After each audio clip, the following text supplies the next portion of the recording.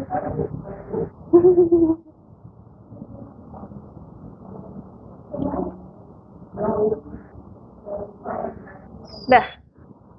alhamdulillah. Ya, saya mulai ya, Bu. Dah. A'udzubillahi minasyaitonirrajim. Bismillahirrahmanirrahim. Assalamualaikum warahmatullahi wabarakatuh.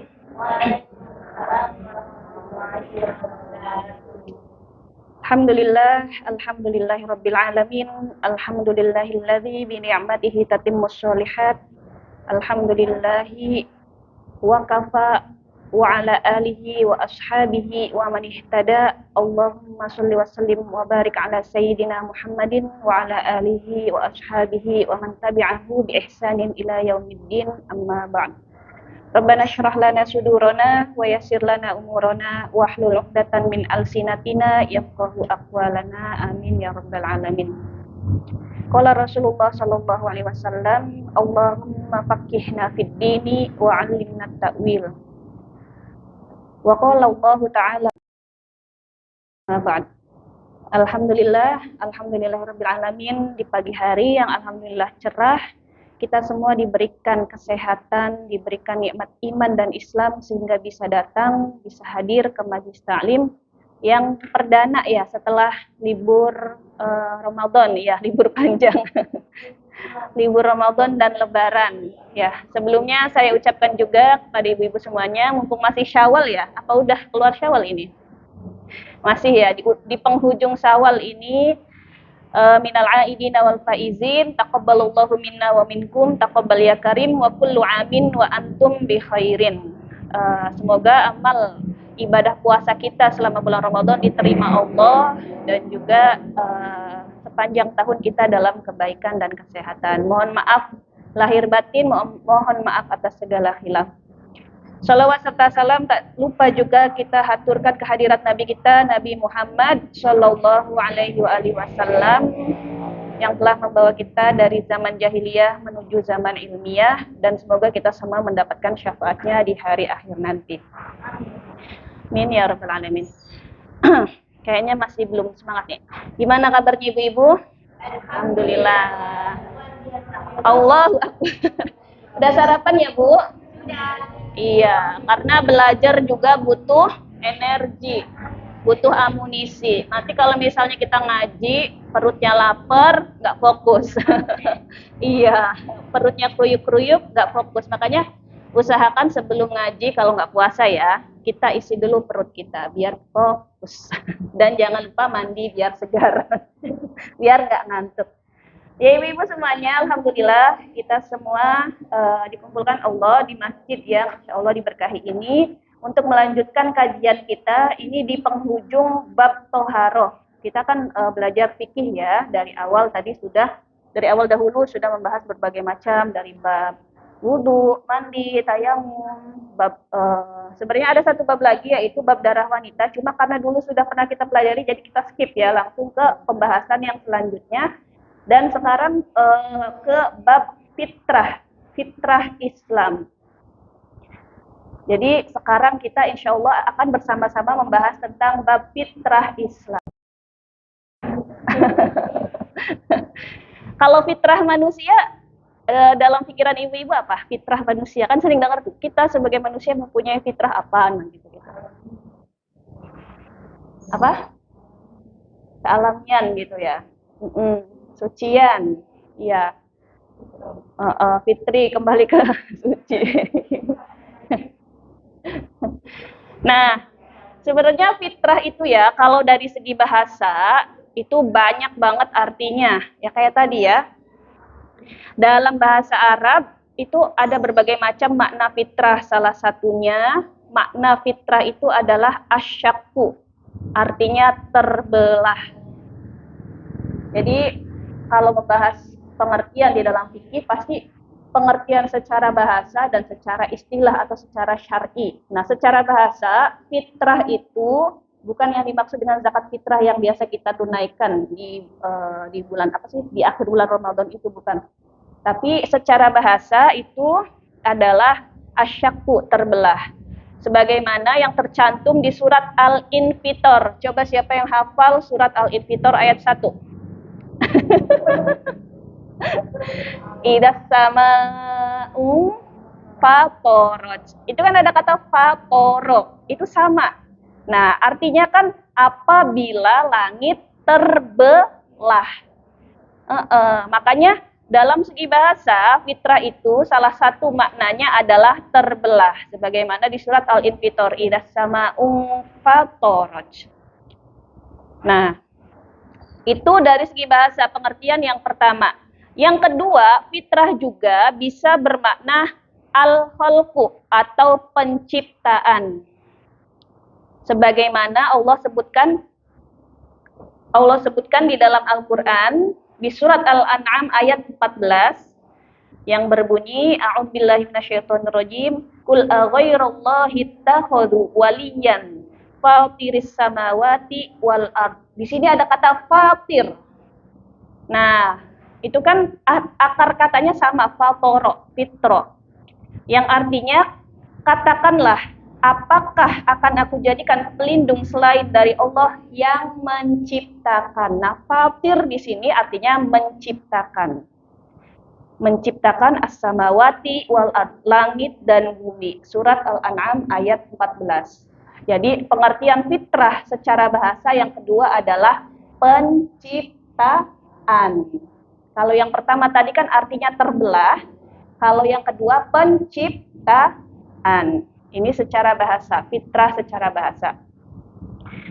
Adapun fitrah secara istilah atau secara syariatnya, secara syar'inya, Ibnu Al-Haythami menyebutkan bahwa pengertian fitrah itu adalah al-khilqatu allati yukhlaqu 'alaihal mauludu fi batni ummihi, yaitu bentuk penciptaan yang ditetapkan pada anak yang berada dalam kandungan ibunya. Jadi intinya penciptaannya itu. Fitrah yang kita maksud di sini yang akan kita pelajari adalah penciptaannya. Nah, sekarang dalil tentang fitrah.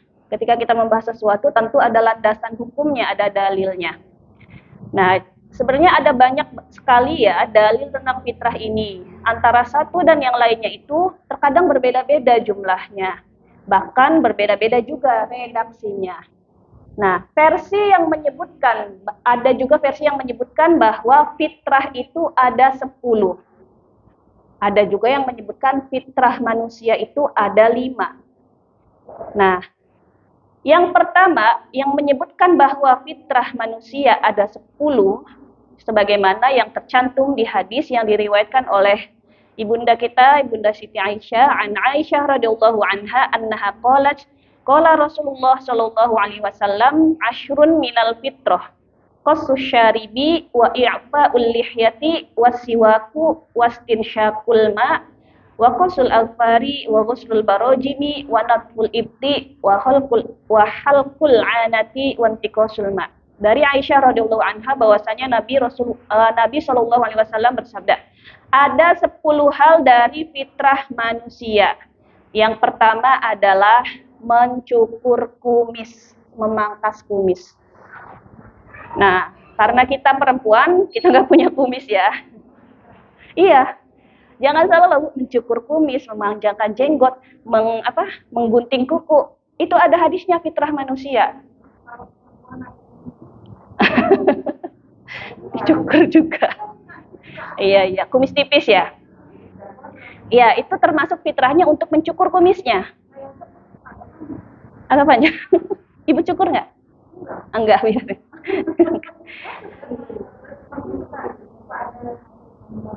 Oh gitu. Yang panjang rambut gitu ya. Ya dicukur aja. Iya. Jadi yang pertama memangkas kumis. Yang kedua memelihara jenggot. Ini laki-laki ya, kita nggak punya jenggot ya. Yang ketiga bersiwak dulu, bersiwak. Sikat gigi siwak ya. Yang selanjutnya istinsyak. Istinsyak itu apa, Bu? Menghirup air ke dalam hidung. Kalau kita wudhu kan biasanya ada ya, ada kumur-kumur, manfadho, ada istinsyak, masukin air ke dalam hidung. Lalu memotong kuku. Setelah itu membersihkan ruas jari jemari. Selanjutnya, maaf ya kalau ini agak mencabut bulu ketiak. Itu termasuk fitrah manusia juga. Dicabut apa dipotong Bu biasanya? Dicabut.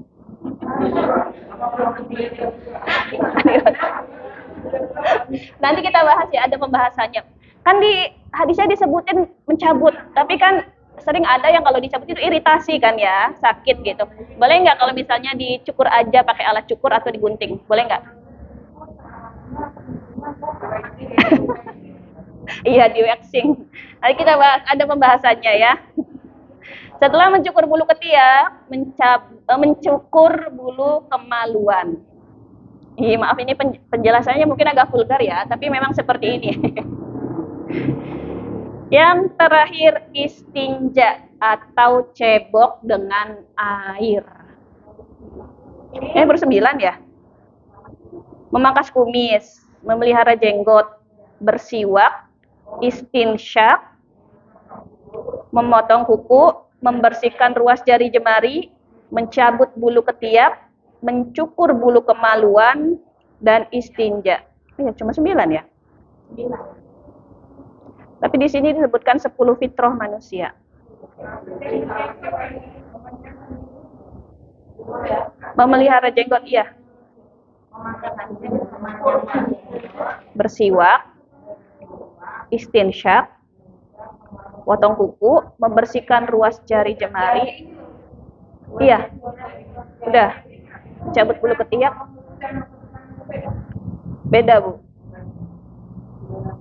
Ntar dulu. Asyur minal fitr qasus syaribi wa ifa'ul wasiwaku wastinsyakrama wa qasul adbari wa qasul bari wa nafil ini wa halqul anati wa antiqos tu al-ma'na.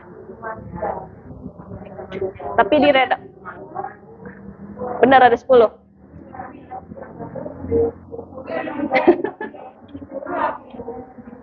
Apa nggak usah dipermasalahkan ya, karena di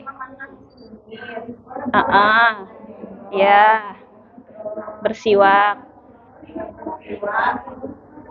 istinsyak, memotong kuku, membersihkan ruas jari jemari,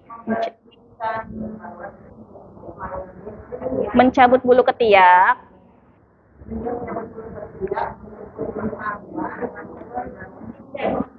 istinja, cebok dan iya. Kenapa di sini disebutkan 10 ya? Tapi di redaksi hadisnya juga memang cuma 9. Berarti ini, maaf salah, ini berarti bukan 10 tapi 9. Nah, di hadis yang lain ada disebutkan. Jadi memang tentang fitrah ini ada banyak hadisnya. Yang sering kita dengar, yang sering kita pakai itu yang 5 fitrah manusia sebenarnya. Yaitu yang diriwayatkan oleh Abu Hurairah radhiyallahu anhu anin Nabi sallallahu alaihi wasallam qala al fitratu khamsun. Nah, ini sering dipakai nih kalau misalkan tentang membahas tentang fitrah atau khamsun minal fitrah. Dari Abu Hurairah radhiyallahu anhu, Nabi sallallahu alaihi wasallam bersabda, fitrah itu ada 5. Yang pertama al khitan. Khitan yaitu ya sunat, kalau kita bilangnya sunat, khitan. Yang kedua, al-istihdadu, mencukur bulu kemaluan. Sama kayak yang tadi ya, yang di hadis sebelumnya. Mencukur bulu kemaluan. Agak malu nih saya. Yang selanjutnya, taklimul adfari, sama memotong kuku. Yang selanjutnya, wanatful ibti, mencabut bulu ketiak. 4 ya. Yang kelima, waqasus syaribi, dan memangkas kumis. Hadis riwayat Bukhari dan Muslim. Ini yang sering disampaikan di majlis-majlis tentang fitrah. Biasanya yang hadis yang al-fitratu khamsun, fitrah itu ada 5. Nah, jumlah fitrah dengan begitu banyaknya versi hadis, itu ada yang 5, ada yang tadi 9 atau 10 ya. Jadi sebenarnya ada berapa sih Bu jumlah fitrah manusia itu? Apakah terbatas 5 tadi atau 10 atau 9 tadi? Atau selain itu juga termasuk fitrah manusia? Bisa jadi. Jawabannya, sebenarnya fitrah itu ada banyak sekali. Tidak terbatas pada angka 5 atau 10 yang tersebut atau 9 ya, yang disebutkan di dalam hadis tadi. Bisa lebih dari itu. Nah, penyebutan 5 fitrah, 9 atau 10 fitrah di dalam hadis itu adalah berfungsi bukan untuk membatasi. Jadi bukan selain itu tidak termasuk fitrah, tapi memberi garis bawah atau penekanan saja. Sebagaimana analoginya kalau misalkan dengan haji. Rasulullah bersabda di dalam sebuah hadis, al-hajju arafah. Haji itu adalah Arafah. Lalu kalau selain wukuf di Arafah, yaitu tawaf, sa'i, berihram dan sebagainya, apakah disebut haji juga? Iya, rangkaiannya. Tapi kenapa cuma disebutkan al-hajju arafah? Haji itu adalah Arafah. Karena puncak atau inti dari haji adalah ya ketika wukuf di Arafah. Bukan berarti rangkaian haji yang lain itu tidak termasuk. Nah, seperti halnya penyebutan 5 fitrah manusia di dalam hadis, bukan berarti yang lainnya juga, bukan berarti tidak termasuk fitrah manusia. Nah, Al-Hafidz Ibnu Hajar Al-Asqalani mengutip perkataan Ibnu Arabi menyebutkan bahwasanya kalau dihitung-hitung nih, jumlah fitrah itu bisa mencapai 30 macam. Banyak. Buktinya tadi kan ada yang berbeda ya. Di hadis yang 5 fitrah ada khitan. Di hadis yang sebelumnya nggak ada khitan kan. Nah itu, maka sebenarnya nggak terlalu dipermasalahkan, berarti cuma 5 aja. Enggak, tapi sebenarnya banyak, cuma yang 5 tadi disebutkan untuk penekanan. Nah, kita bahas satu persatu ya. Di antara perilaku yang disebut sebagai perbuatan fitrah yang disunahkan untuk dikerjakan, yang pertama adalah mencukur kumis. Nah, kalau kalau kumis dicukur, kalau jenggot dipanjangkan. Itu sunnahnya. Jadi ada banyak sekali nas syar'i yang berderajat sahih tentang kumis dan jenggot ini. Salah satunya yaitu khalifu al-musyrikina wa firrul lihya wa ahfu asyawariba. Dari Ibnu Umar radhiyallahu anhu berkata bahwasanya Rasulullah sallallahu alaihi wasallam bersabda, "Berbedalah dengan orang-orang musyrik. Panjangkanlah jenggot dan potonglah kumis." Jadi salah satu hikmah kenapa sih disunahkan memotong kumis dan memanjangkan jenggot untuk membedakan antara muslim dan musyrik. Di hadis yang lain juga disebutkan juz'u asyawariba wa arhul lihya khaliful majus. Pendekkanlah kumis dan panjangkanlah jenggot. Berbedalah kalian dari orang-orang majusi. Nah, jadi itu salah satu alasan kenapa disunahkan memotong kumis dan memanjangkan jenggot. Untuk membedakan antara orang muslim dan orang musyrik, orang majusi dan selain itu. Ya. Yang kedua adalah as-siwak. Menggosok gigi. Kalau kita sekarang menggosok gigi ya, kalau dahulu kan bersiwak. Nah, dunia kedokteran di barat ini kan belum terlalu lama mengenal tentang kebersihan gigi dan gusi. Sementara Islam semenjak 14 abad yang lalu sudah datang dengan perintah untuk bersiwak setiap hari. Bahkan beberapa kali sehari. Di dalam sebuah hadis disebutkan Rasulullah bersabda, "Laula an asyukka ala ummati la amartuhum bisiwaki ma'a kulli wudu'in." Seandainya aku tidak memberatkan umatku, pastilah aku akan memerintahkan mereka untuk menggosok gigi setiap berwudu.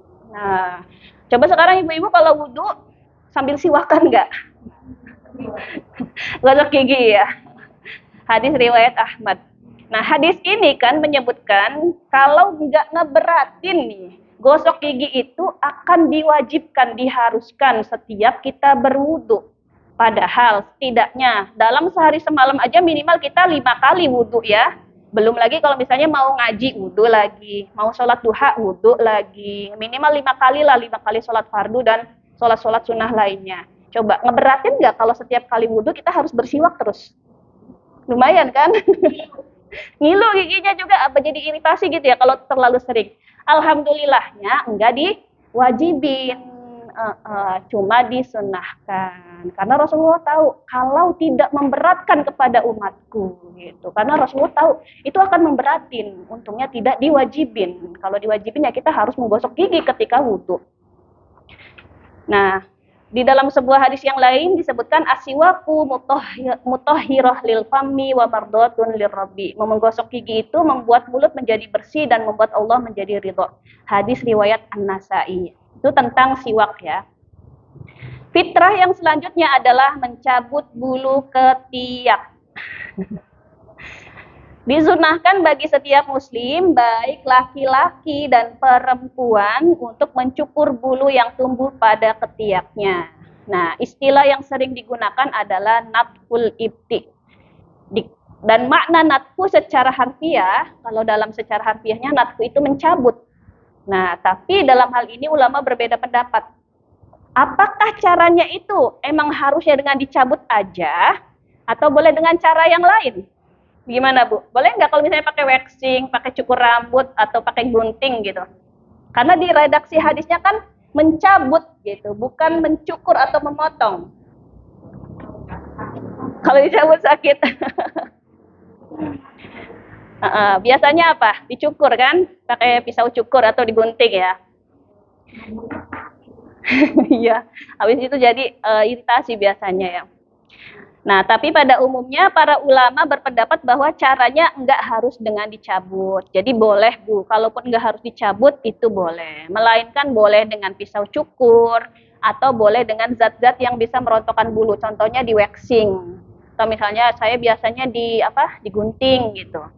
Nah, sebab apa? Karena salah satu tujuan dari mencabut bulu ketiak adalah menghilangkan bau yang tidak sedap pada ketiak yang biasanya menempel di bulu-bulu tersebut. Ini salah satu sebab kenapa diperintahkan mencabut atau menghilangkan bulu ketiak. Biasanya, kalau maaf ya bulu ketiaknya banyak, biasanya kan bau ya. Nah, itu salah satu hikmah dibalik diperintahkannya menghilangkan bulu ketiak. Apa Bu?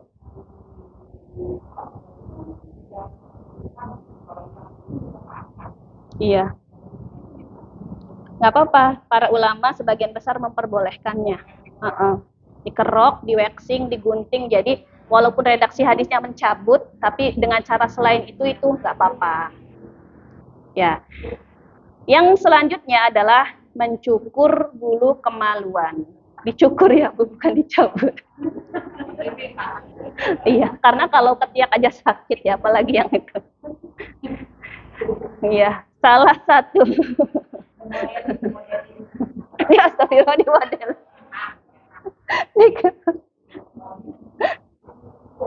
Salah satu tanda baliknya seseorang, maaf ya ini pembahasannya agak vulgar ya. Saya jadi malu.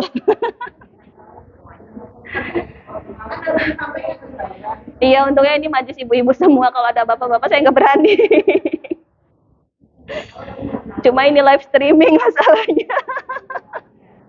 Makanya saya agak pelan-pelan aja.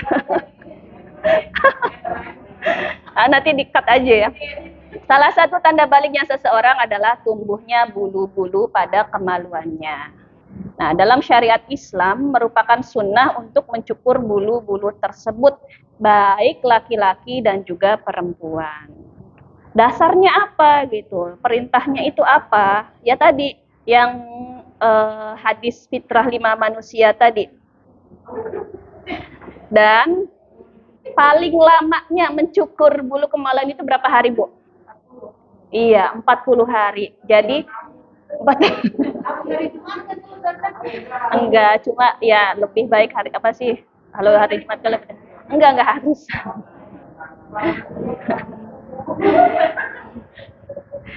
Di dalam sebuah hadis disebutkan wukita lana fi qasi syaribi wa taqlimil adhafiri wa natfil ibti wa halqil anati an lanatruka aktsar min arba'ina lailah. Waktu yang diberikan kepada kami untuk mencukur kumis, memotong kuku, mencabut bulu ketiak dan memotong bulu kemaluan adalah tidak lebih dari 40 hari. Jadi sebaiknya kalau sudah 40 hari sudah langsung dibersihkan, baik kuku, bulu ketiak, bulu kemaluan, kumis. Karena memang kalau misalnya udah segitu biasanya udah pada panjang ya Bu ya. Maka sampai disebutkan di hadis, dan hadisnya juga diriwayatkan oleh Imam Muslim. Jadi bukan cuma perkataan di ini loh kalau 40 hari, dan memang ada hadisnya gitu. Yang selanjutnya adalah memotong kuku. Nah, sebersih apapun seseorang memelihara kuku, tapi kan nggak ada yang bisa menjamin kukunya yang panjang itu bersih atau nggak dimasukin kotoran atau kuman yang membahayakan. Karena itu Islam mengajarkan kepada pemeluknya untuk memotong kuku yang selalu tumbuh panjang. Ibu-ibu ada yang manjangin kuku nggak? Nggak betah ya? Apalagi kalau masak masuk semua bumbu-bumbunya. Iya. Iya, memang fitrah manusia itu juga salah satunya adalah memotong kuku. Nah, pedicure, manicure, siapa nih yang suka pedicure, manicure? Pedicure, manicure, insecure ya. Itu sangat didukung di dalam agama Islam dalam sisi kebersihannya. Tapi tidak sesuai kalau dipanjangkan. Jadi pedicure untuk membersihkan itu didukung dalam agama Islam. Tapi kalau untuk memanjangkan itu tidak. Sebab sunnahnya kuku itu dipotong, bukan dipanjangkan. Itu ya tentang memotong kuku. Yang selanjutnya adalah berkhitan. Nah, sebenarnya khitan itu disyariatkan untuk umat Nabi Muhammad aja atau umat sebelumnya, Bu? Dari umat Nabi Ibrahim. Jadi khitan itu bukan hanya disyariatkan untuk umat Nabi Muhammad. Umat terdahulu juga disyariatkan untuk berkhitan. Salah satu dalilnya pada ayat berikut ini. Di surat An-Nahl ayat 123. Tsumma auhayna ilaika anittaba'a millata Ibrahim hanifa. Kemudian kami wahyukan kepadamu, wahai Muhammad, ikutilah agama Ibrahim yang hanif, yang lurus. Ayat ini memerintahkan umat Nabi Muhammad untuk mengikuti tata cara ritual Nabi Ibrahim alaihissalam, dan salah satunya adalah berkhitan, sebagaimana disebutkan di dalam hadis yang diriwayatkan oleh Imam Al-Bukhari.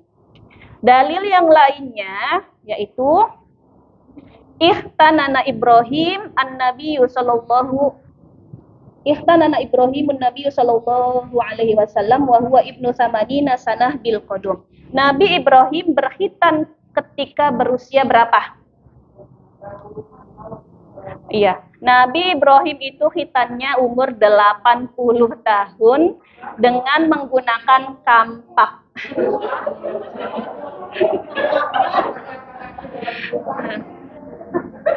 Hadis riwayat Bukhari. Diatok. Ibu emangnya lagi ini daging apa ditak-taki? Nggak usah dibayangin ya, Bu.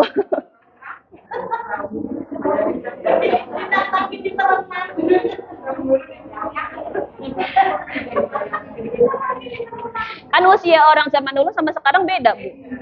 Bisa jadi 80 tahunnya usia orang zaman dahulu seperti kita yang 30 tahun atau 40 tahun. Jadi jangan dibayangkan udah aki-aki gitu.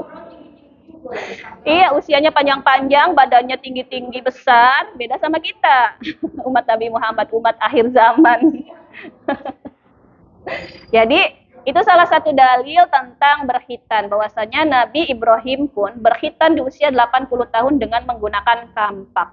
Sampai disebutin kampaknya. Iya, gak ada yang nanya, pakai apa gitu ya.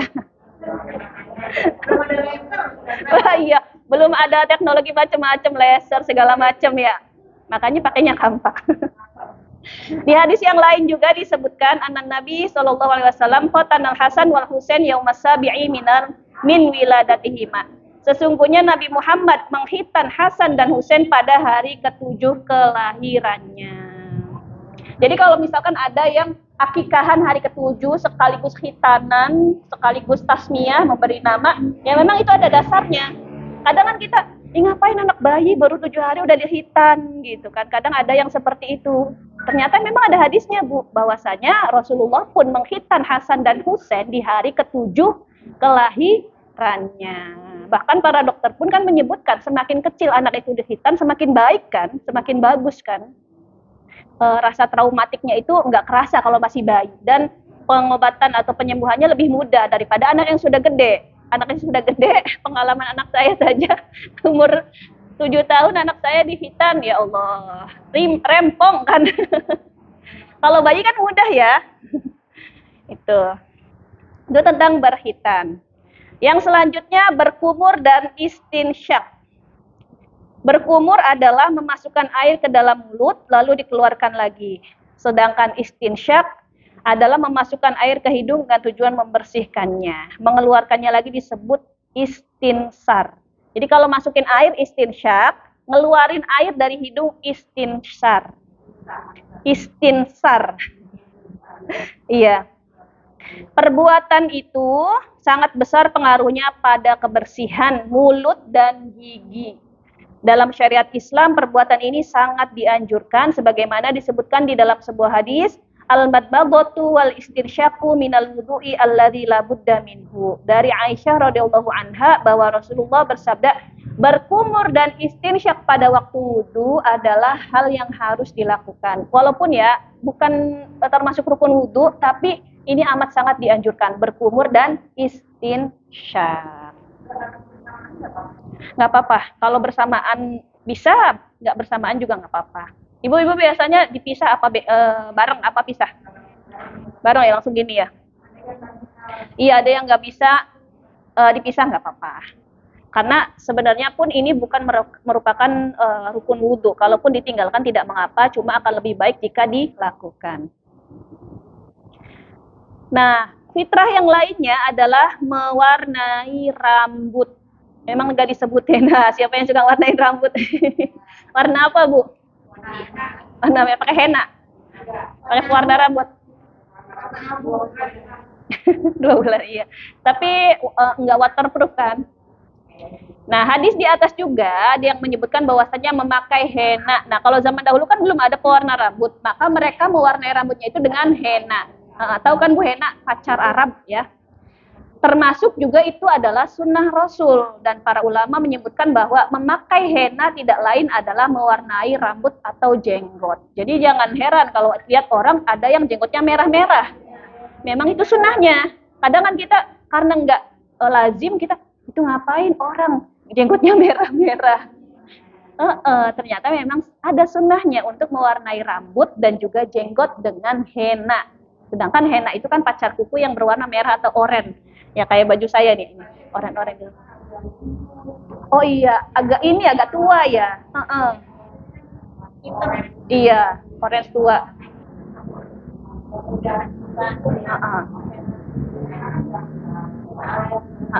Nih lanjutannya, menyemir rambut itu tidak terlarang asalkan tidak berwarna hitam. Bahkan dalam konteks upaya untuk membedakan diri dari pemeluk agama lain di masa itu, Rasulullah pernah memerintahkan untuk menyemir atau mewarnai rambut untuk membedakan antara muslim dan non-muslim. Sebagaimana yang kita baca di dalam hadis, Innal Yahud wan Nasara la yasbuhuna fakhalifuhum. Dari Abu Hurairah Rasulullah bersabda, sesungguhnya orang-orang Yahudi tidak mau menyemir rambut, karena itu berbedalah kamu dengan mereka. Jadi salah satu sebab dibalik kenapa sih kita disunahkan nyemir rambut, untuk membedakan diri antara muslim dan ya orang Yahudi dan Nasara tadi. Nah, perintah di sini mengandung sunnah tapinya ya, bukan kewajiban, sehingga dikerjakan oleh sebagian sahabat seperti Abu Bakar, Umar, sedang sahabat yang lainnya tidak. Nah, tapi sekarang apakah semir yang dibolehkan itu dengan warna hitam dan warna lainnya, atau boleh nggak pakai hitam gitu? Yang jelas bagi orang yang tua yang ubannya sudah merata di kepalanya atau di jenggotnya, tidak layak untuk menyemir dengan warna hitam. Siapa yang udah banyak ubannya?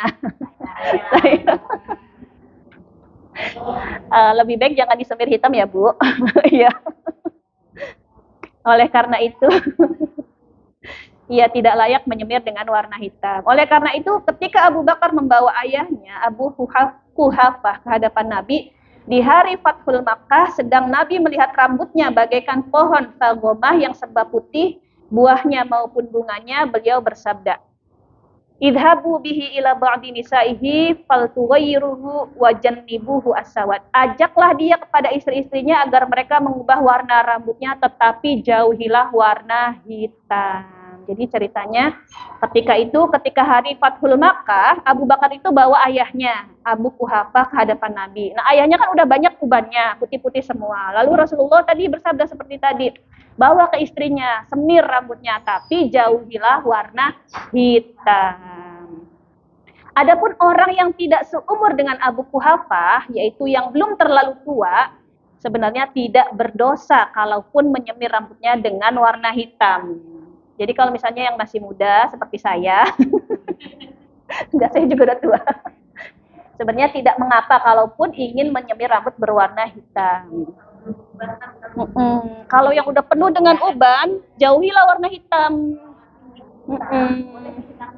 Iya. Dalam hal ini Azuri pernah berkata, kami menyemir rambut dengan warna hitam apabila wajah masih tampak muda.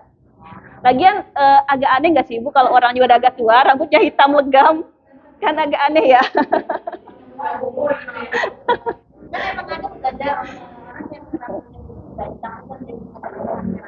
Oh iya.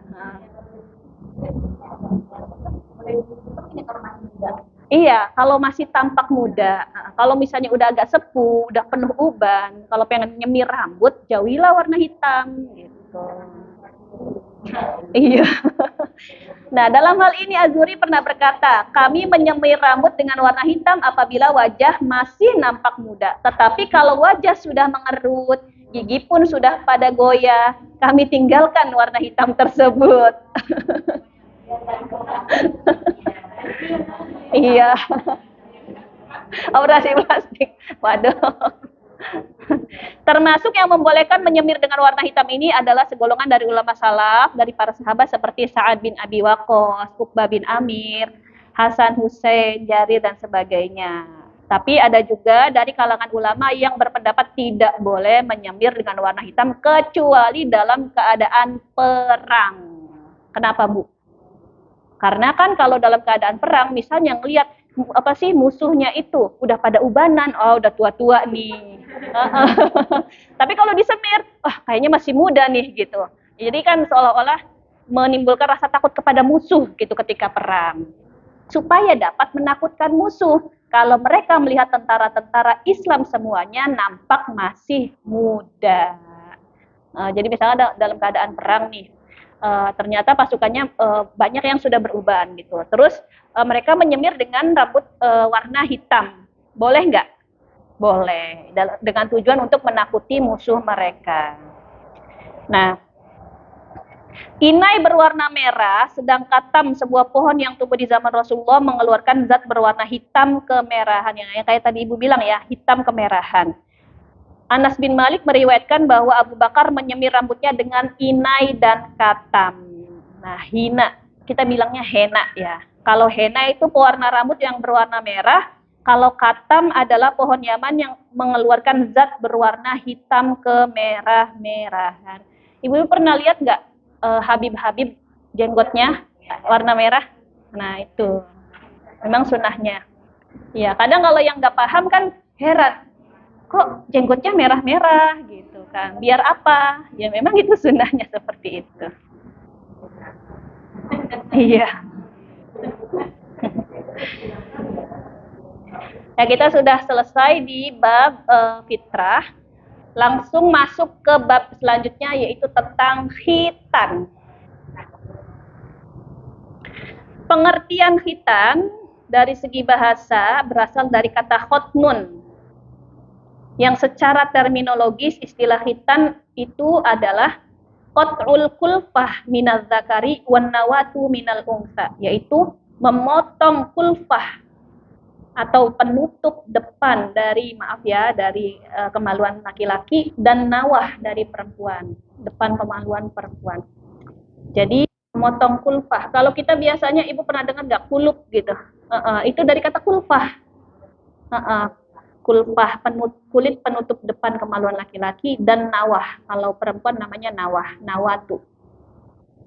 Masyru'iyahnya atau disyariatkannya khitan Tindakan menghitan atau memotong sebagian dari ujung kemaluan sebagai bagian dari ritual peribadatan adalah hal yang sudah lama disyariatkan. Seperti yang tadi kita sudah bahas ya, sudah ada di zaman Nabi Ibrahim dan terus berlanjut sampai zaman Nabi Muhammad. Jadi syariat khitan itu sudah dari nabi-nabi sebelum Nabi Muhammad pun sudah disyariatkan. Sejak zaman Nabi Ibrahim. Disebutkan bahwasannya Nabi Ibrahim adalah salah satu utusan Allah yang disyariatkan atasnya berkhitan. Sebagaimana disebutkan dalam hadis yang tadi ya, Nabi Ibrahim berkhitan ketika berusia 80 tahun menggunakan kapak. Ya, bagi yang baru datang ya, jadi tadi sebelumnya kita sudah membahas tentang hadis khitan ini, bahwasanya pensyariatan khitan sudah ada dari zaman Nabi Ibrahim.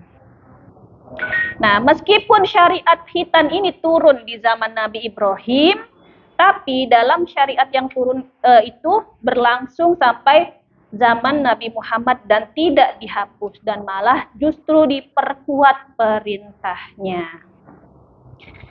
Ayat ini ada ya, yang tadi ayat yang summa auhayna ilaika an ittaba'a millata Ibrahim hanifa. Kemudian kami wahyukan kepada Nabi Muhammad, ikutilah agama Ibrahim sebagai seorang yang hanif. Nah, syariat khitan untuk Nabi Muhammad dan khusus untuk Nabi Muhammad, perintah berkhitan disebutkan dalam beberapa nas syar'i. Seperti yang tadi ya, bahwasanya Nabi Ibrahim berkhitan di usia 80 tahun dan bahwasanya Nabi Muhammad mengkhitan cucunya Hasan dan Husain di usia berapa, Bu? Pada hari ke-7 kelahirannya. Banyak ya tentang perintah tentang berkhitan. Nah, sekarang apa hukumnya berkhitan? Coba, menurut ibu-ibu ya. Sepengetahuan ibu-ibu, khitan itu iya wajib, sunnah, makruh, mandub atau apa? Kenapa wajib? Kesehatan. Membersihkan najis ya, kotoran, khususnya bagi yang laki-laki ya. Kalau ada yang menyebutkan khitan itu sunnah, nggak wajib, bagaimana? Nggak tahu. Kebersihannya. Iya, jadi khitan atau circumcision ya bahasa Inggrisnya ternyata sudah dilakukan sejak zaman prasejarah. Diamati dari gambar-gambar yang ada di gua yang berasal dari zaman batu dan dari makam Mesir purba. Jadi sejak zaman purba itu sudah ada Bu khitan itu. Nah, dalam pandangan syariat Islam, para ulama berbeda pendapat dalam memandang hukum khitan. Nah, ternyata ada perbedaan pendapat, Bu. Selama ini kan kita taunya wajib khitan itu, nggak boleh kalau nggak khitan, apalagi anak laki-laki harus gitu kan. Nah, ternyata itu ada perbedaan pendapat, Bu. Jadi misalkan ibu menemui, ya misalkan lagi keluar negeri, bertemu dengan penganut madhab Hanafiyah atau Malikiyah, mereka berpendapat bahwasanya khitan itu sunnah. Jadi pendapat yang pertama menyebutkan bahwasanya khitan itu hukumnya sunnah dan bukan wajib. Pendapat ini dipegang oleh madhab Al-Hanafiyah dan Al-Malikiyah. Jadi kita sebagai pengetahuan ya bahwasanya ketika kita mendapati penganut madhab lain atau ulama madhab lain menyebutkan bahwasanya hukum khitan itu sunnah. Karena yang selama ini kita tahu kan wajib ya. Di dalam salah satu kitab madhab Al-Hanafiyah, yaitu kitab Hasyiah Ibnu Abdin disebutkan, wal aslu annal khitana sunnah, kama ja'a fil khobar, wa huwa min sya'airil Islam wa khosoisihi, falau ijtama'a ahlu balda ala tarkihi harobahum. Yang artinya, bahwa hukum khitan itu sunnah, sebagaimana disebutkan dalam hadis, merupakan syiar-syiar Islam dan juga karakteristiknya. Maka apabila seluruh penduduk negeri bersepakat untuk meninggalkannya, semua harus diperangi. Jadi pendapat yang pertama, imam siapa tadi, Bu? Al-Hanafiyah dan Al-Malikiyah berpendapat bahwasanya khitan itu sunnah. Menurut pandangan mereka, khitan itu hukumnya hanya sunnah saja dan bukan wajib. Namun merupakan fitrah dan syiar Islam. Nah, Khusus masalah menghitan anak perempuan. Nah, kalau anak perempuan gimana nih hukumnya? Mereka memandang bahwa hukumnya adalah mandub atau sunnah sama saja. Jadi pendapat yang pertama, Al-Hanafiyah dan Al-Malikiyah berpendapat bahwasanya menghitan anak laki-laki dan anak perempuan hukumnya sunnah. Dalilnya apa? Di dalam sebuah hadis disebutkan al-khitanu sunnatun fir rijali wa makrumatun fin nisa'i. Khitan itu sunnah bagi laki-laki dan memuliakan bagi perempuan. Hadis riwayat Ahmad dan Baihaqi. Nah pertanyaannya sekarang, ibu-ibu kalau punya anak perempuan, anaknya dikhitan nggak? Khitannya di gimanain? Dipotong apa cuma kayak isyarat aja? Dicongkel dong. Enggak dipotong bener-bener banyak kayak laki-laki kan? Iya, anak saya laki-laki semua. Taunya pas hitan anak laki-laki ya, Bu. Sampai sekarang masih ya, kalau misalkan anak perempuan dihitan juga.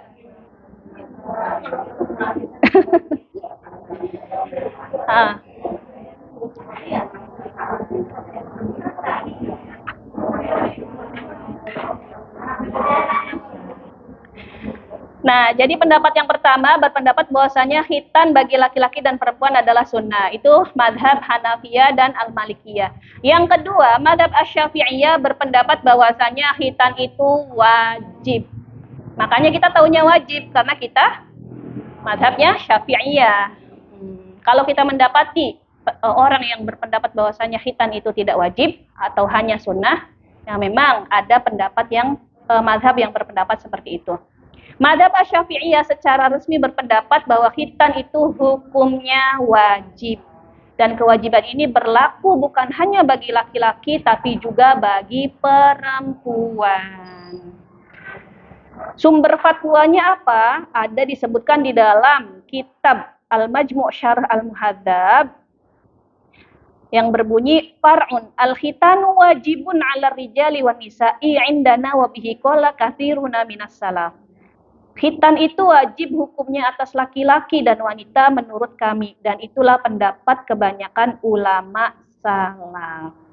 Dan di dalam kitab yang lainnya, yaitu Hasyiah Qulubi wa Umairah ala Syarhi al-Mahalli, disebutkan wa yajibu khitanul mar'ah bi juz'in au bi qat'i juz'in minal lahmah bi a'lal farji warrajuli bi qat'i ma yughatta hasyafatahu hatta yankashifa jami'uha. Dan wajib khitan atas perempuan dengan memotong sebagian dari daging di ujung farejnya. Bahkan, jadi jangan banyak-banyak ya Bu, sedikit saja. Bahkan kalau sekarang ya, ulama-ulama kontemporer itu ada yang berpendapat bahwasanya khitan perempuan itu cukup dengan isyarat saja. Jadi kayak cuma menggoreskan sedikit saja, nggak harus dipotong. Ada yang seperti itu. Karena memang menurut penelitian konon katanya kalau dipotong terlalu banyak itu tidak baik ya. Maka kalaupun kita mempunyai anak perempuan dan pengen dikhitan, itu kayak cuma isyarat saja, kayak cuma digores sedikit udah gitu, nggak usah dipotong. Kalau emang pengen menghitan anak perempuan. Sedangkan untuk laki-laki dengan memotong kulit yang menutupi hasyafah hingga terkuak semuanya. Beda dengan anak laki-laki. Kalau anak laki-laki kan dikelotok ya, dipotong kan. Nggak boleh kayak cuma diginiin doang. Memang harus dipotong. Nah, dalil yang digunakan adalah di dalam pendapat ini, itu ayat Al-Quran dan Sunnah. Ya tadi sama ya, An-Nahl ayat 123. Kemudian kami wahyukan kepadamu wahai Muhammad untuk mengikuti milah Ibrahim yang lurus. Dan hadis yang sama yaitu bahwasannya Nabi Ibrahim berkhitan ketika beliau berusia 80 tahun dengan kapak. Yaitu pendapat yang kedua. Jadi pendapat yang pertama hukum khitan apa Bu? Pendapatnya mazhab siapa? Al-Hanafiyah dan Al-Malikiyah. Pendapat yang kedua hukum khitan Wajib. Ini pendapatnya mazhab Asy-Syafi'iyah. Pendapat yang ketiga adalah pendapatnya Ibnu Qudamah. Ibnu Qudamah berpendapat bahwa khitan adalah wajib bagi laki-laki dan mulia bagi perempuan.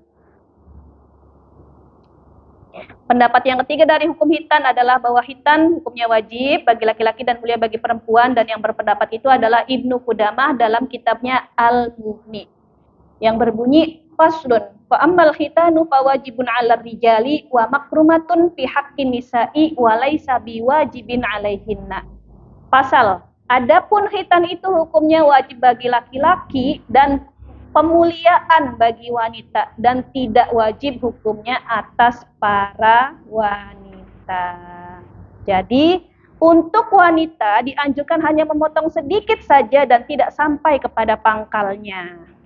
Namun tidak seperti laki-laki yang memang memiliki alasan yang jelas untuk berkhitan dari sisi kesucian dan kebersihan. Khitan bagi wanita itu lebih ke sifat pemuliaan ya, pemuliaan semata, dan hadis yang kita miliki pun tidak secara tegas memerintahkan untuk melakukannya. Sehingga para ulama pun berpendapat bahwa hal itu sebaiknya diserahkan kepada budaya di negeri masing-masing. Nah, untuk khitan wanita ini para ulama ada yang berpendapat dikembalikan di kebiasaan di masing-masing negeri. Negeri kita pada umumnya mengkhitan wanita atau enggak? Karena ada yang iya, ada yang enggak kan ya, ada yang masih memegang harus dihitan wanita itu walaupun cuma hanya isyarat, ada yang nggak usah lah gitu, karena ada ulama juga yang tidak mewajibkan gitu ya. Itu dikembalikan kepada adat kebiasaan di daerah masing-masing. Nah, sedangkan khitan untuk wanita yang sudah dewasa itu kan khitan anak perempuan ya, anak-anak. Kalau khitan untuk yang wanita dewasa akan menjadi masalah tersendiri. Kalau misalkan bu saya waktu bayi kayaknya nggak dihitan deh sama orang tua saya, berarti saya sekarang udah gede. Ada yang mungkin ya seperti itu, kekhawatiran ada saja loh bu yang seperti itu tuh, yang kadang tuh kekhawatiran gitu ketika kecilnya tidak dihitan, terus ketika udah gede saya udah ibu-ibu, saya berarti hitan lagi nggak bu gitu kan. Ya, untuk khitan yang wanita sudah dewasa akan menjadi masalah tersendiri karena sejak awal kan memang tidak ada alasan yang terlalu kuat untuk melakukannya. Berbeda dengan khitan bagi laki-laki, kan memang ada alasan ya, masalah kesucian dari sisa air kencing yang merupakan najis. Maka walaupun anak laki-laki itu sudah dewasa, khitan menjadi penting untuk dilakukan. Beda dengan anak perempuan yang sudah dewasa. Nah, sekarang usia anak khitan itu biasanya di usia berapa, Bu? Ibu-ibu yang punya anak laki-laki biasanya khitannya SMP itu berarti 13 tahun. Kelas 1. SD kelas 1 kok 7 tahun. 9 tahun. 11 bulan. Masih bayi berarti udah dikhitan ya. Jadi setidaknya tuh Bu ada berkembang dua pendapat di kalangan ulama tentang pada usia berapa sih sebaiknya seorang anak itu dikhitan. Yang pertama itu hari ke-7 kelahiran. Ya seperti yang tadi kita udah bahas ya, mazhab Syafi'iyah dan Hanabilah mewajibkan khitan. Yang mewajibkan hukum khitan menyebutkan bahwa khitan itu maksimal dilakukan pada saat seorang anak laki-laki mencapai baligh. Jadi kalau udah baligh itu udah harus dikhitan. Dasarnya karena kalau sebelum baligh kan belum ada kewajiban untuk bertoharoh. Tapi dalam pandangan mazhab Asy-Syafi'iyah, bila dilakukan sebelum baligh maka hukumnya mustahab, disukai. Jadi emang sebaiknya tuh sebelum anak baligh udah dikhitan. Yang secara resmi difatwakan sebenarnya adalah pada hari ke-7 kelahiran. Berdasarkan dari hadis yang tadi ya, bahwasanya Rasulullah mengkhitan Hasan dan Husain pada hari ke-7. Tapi mazhab Al-Hanafiyah dan Al-Malikiyah dan Al-Hanabilah menganggap khitan di usia yang 7 hari itu kurang disukai karena mirip dengan kebiasaan orang Yahudi katanya. Makanya kan ada yang berpendapat jangan bayi banget lah gitu. Ada yang berpendapat pokoknya sebelum balik udah harus dihitan gitu. Berbagai macam pendapat. Pendapat yang kedua, usia 7 sampai 10 tahun. Nah, dalam pandangan mazhab Al-Malikiyah dan Al-Hanabiyah menganjurkan usia khitan itu di antara anak usia 7 sampai 10 tahun. Memang biasanya sih rata-rata ya kebanyakan pada khitan itu usia 7 tahun ya. Pada udah mulai mumayyiz, udah mulai ngerti kan anaknya dan udah bisa wudu, udah bisa toharoh. Pada khitan ya. Ada juga yang ketakutan kan sampai gede, ketakutan sampai jadi khitan-khitan.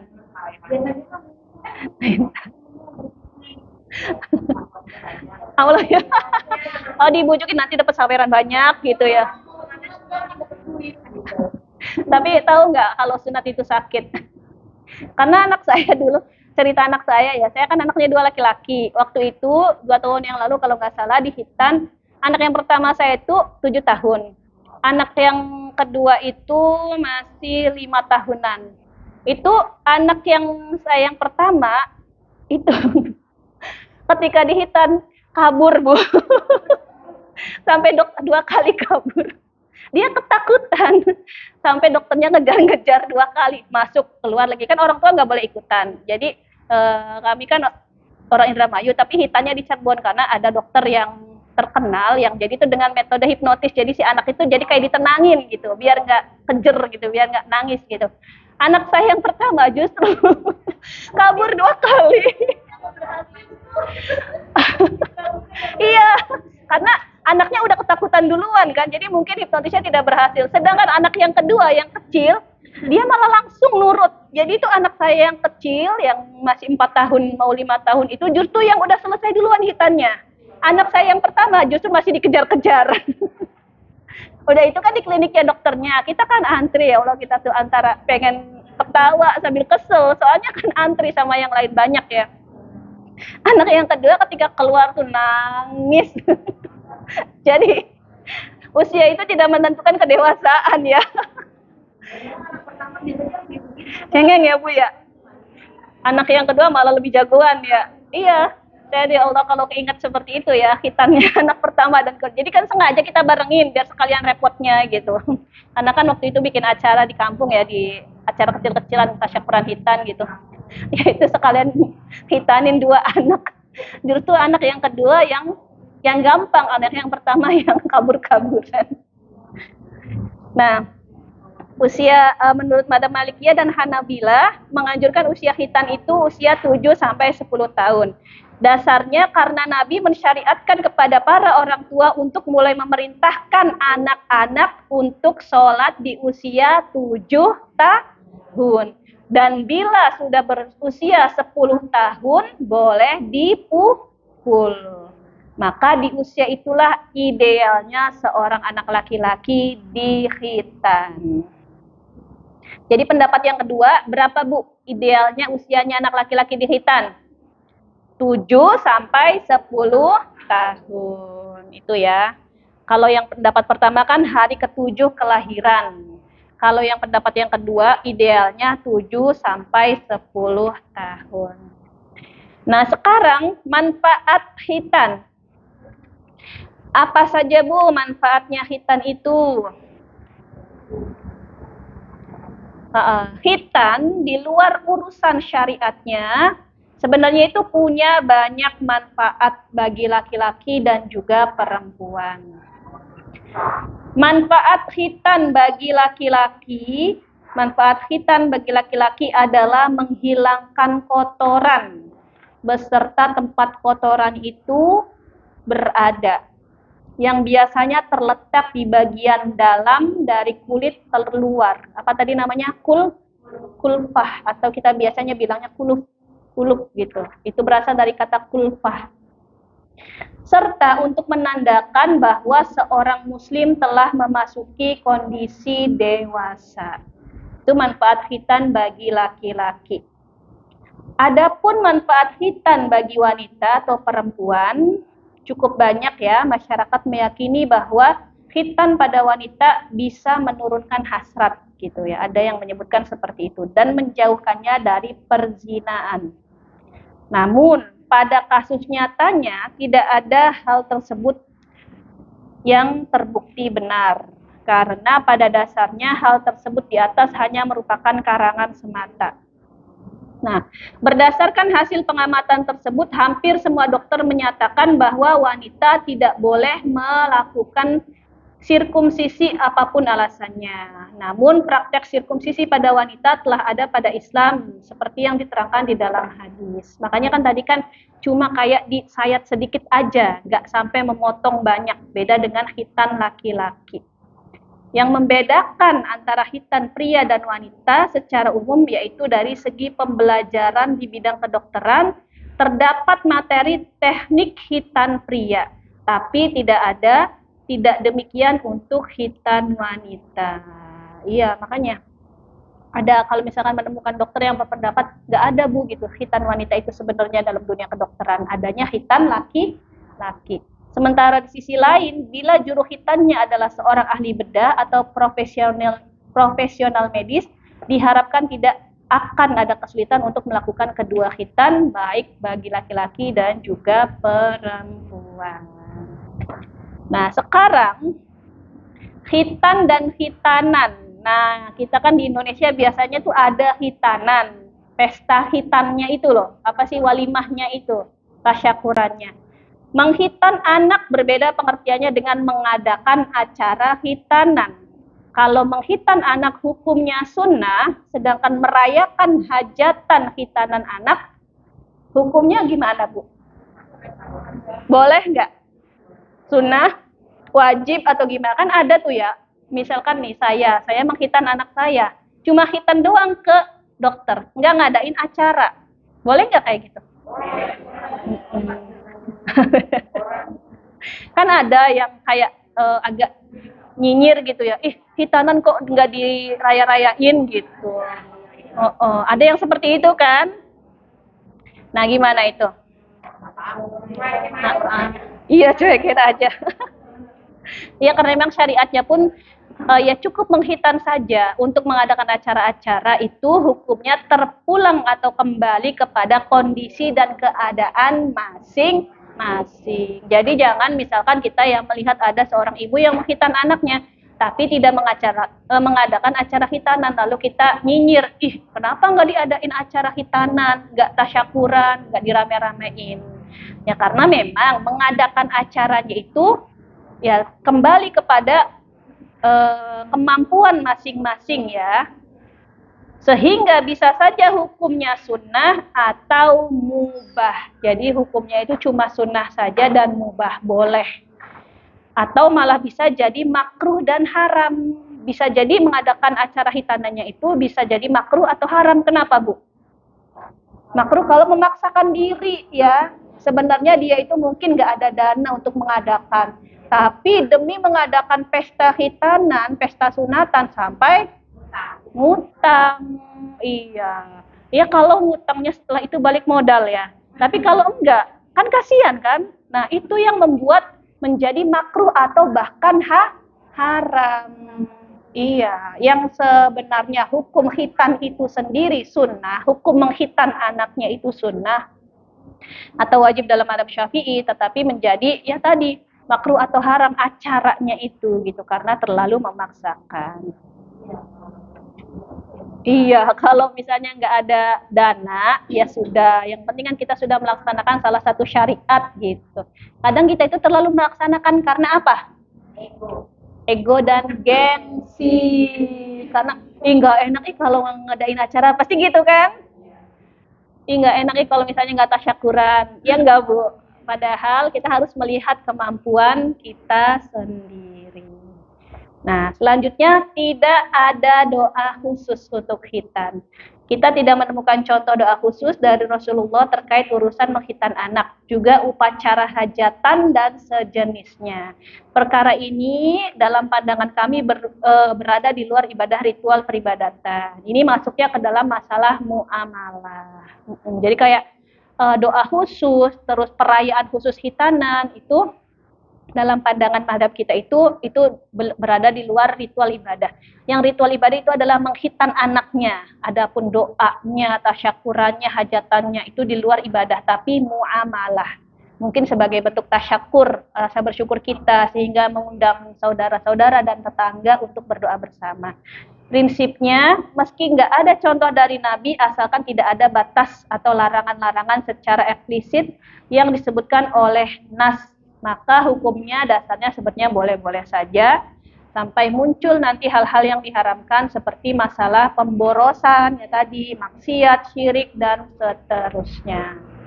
Nah, kita sudah sampai di masalah, sudah selesai membahas masalah khitan. Ada yang ditanyakan, Bu, sebelum ini, sebelum lanjut, atau udah masih jam 10 kurang ya? Ya.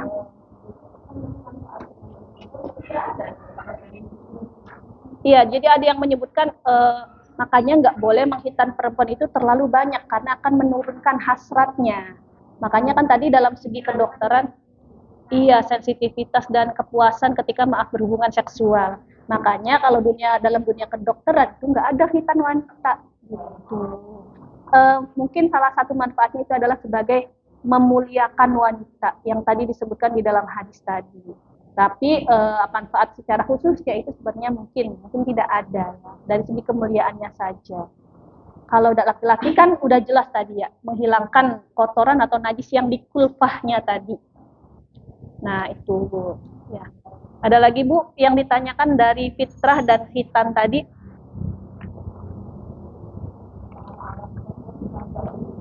Mu'alaf. Laki-laki apa perempuan? Enggak, perempuan. Iya. Kalau mu'alaf laki-laki dia ketika masuk Islam dia di ini kan ya, dihitan kan ya. Dihitan dengan apa Bu? Dengan kampak ya. Iya. Iya.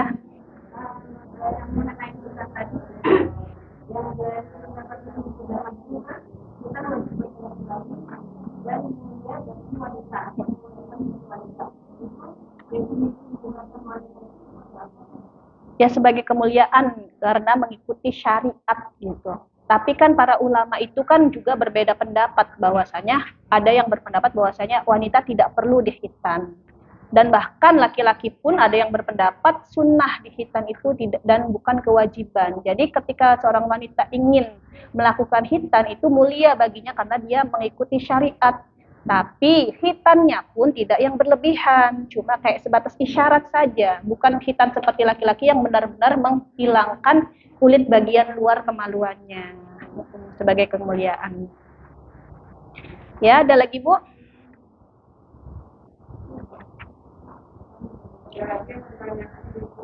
Ya, sebelum kita masuk ke bab selanjutnya. Bab selanjutnya tentang parfum. Siapa yang suka pakai parfum di sini? Saya. Parfum apa Bu? Oh, daunnya pakai spray Bu. Saya pakai parfum key spray. Iya, parfumnya pakai pewangi pakaian aja. Iya. Jadi parfum juga, memakai wangian juga sebenarnya itu salah satu termasuk fitrah manusia juga ya, mewangikan diri.